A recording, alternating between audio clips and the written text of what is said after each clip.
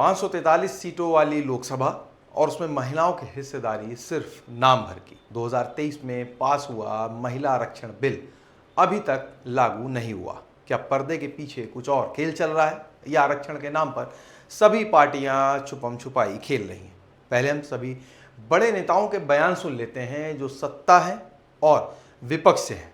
इसके बाद हम बताएंगे कि क्या छुपाया जा रहा है। वो लोकतंत्र के लिए एक बहुत बड़ी जीत रही।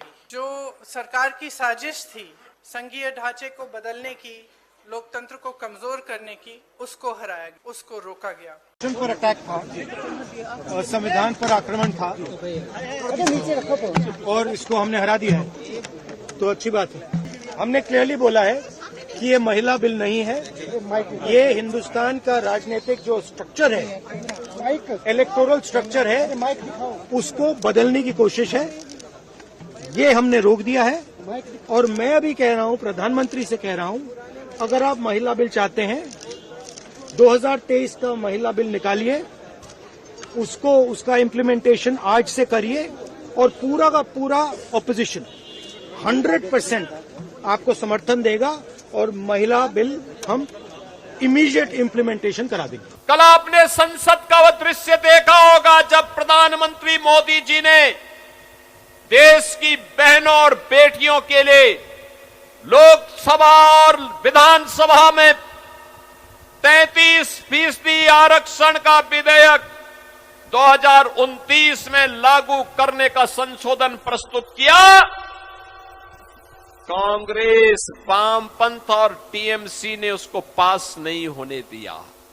देश की माताओं, बहनों और बेटियों से बात करने के लिए आया हूं। भारत का हर नागरिक देख रहा है कि कैसे भारत की नारी शक्ति की उड़ान को रोक दिया गया, उनके सपनों को बेरहमी से कुचल दिया गया। हमारे भरसक प्रयास के बावजूद हम सफल नहीं हो पाए। तो क्या सच में कोई भी राजनीतिक दल महिलाओं को 33% आरक्षण देने के लिए तैयार नहीं है? आज बात होगी वादों की राजनीति की और उस सच्चाई की जिसे सब जानना चाहते हैं लेकिन बोलते नहीं।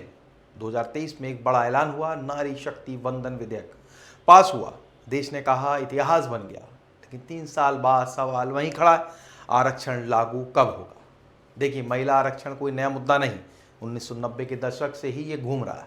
कभी बिल आता है तो कभी कमेटी, कभी बहस होती है और हर साल महिला दिवस पर नए वादे, लेकिन जमीन पर कुछ खास नहीं बदलता। हर पार्टी कहती है कि महिलाओं के साथ हैं, लेकिन जब असली फैसला लेने की बारी आती है तो सब पीछे हट जाते हैं।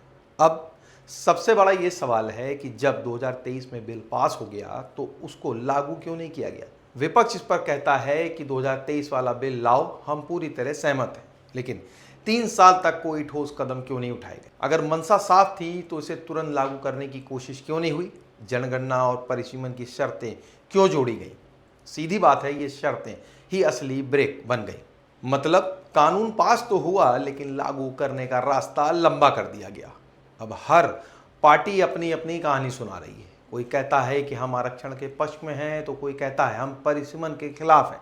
लेकिन सवाल यह है कि विकल्प क्या है? अगर आप सच में महिलाओं के साथ खड़े हैं तो दबाव क्यों नहीं बना रहे? क्यों सड़कों पर नहीं उतर रहे? कोई आंदोलन क्यों नहीं हुआ?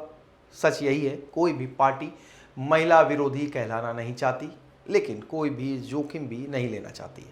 कुछ लोग कहते हैं ये लंबी प्रक्रिया है, आसान नहीं, लेकिन याद कीजिए भारत की राजनीति में कई बार नामुमकिन चीज़ें भी हुई हैं। तो फिर महिला आरक्षण ही क्यों अटक जाता है? साफ है, यहाँ समस्या कानून की नहीं है, नीयत की। अब बात समाधान की। क्या कोई रास्ता नहीं है? बिल्कुल है। एक आसान तरीका है लॉटरी सिस्टम, मतलब 543 सीटों में 33% सीटें तय कर दी जाएं और हर चुनाव में रोटेशन के हिसाब से बदली जाएं। 2027 से ही इसे लागू किया जा सकता है, नई व्यवस्था बनने तक इसी मॉडल पर काम हो सकता है। लेकिन असली टेस्ट तब होगा जब बड़ी सीटें जैसे रायबरेली, गांधीनगर, हाजीपुर अगर महिला आरक्षित हो जाएं, तब क्या होगा? क्या सभी पार्टियां उतनी ही मजबूती से समर्थन करेंगी या फिर शुरू हो जाएगी वही पुरानी राजनीति?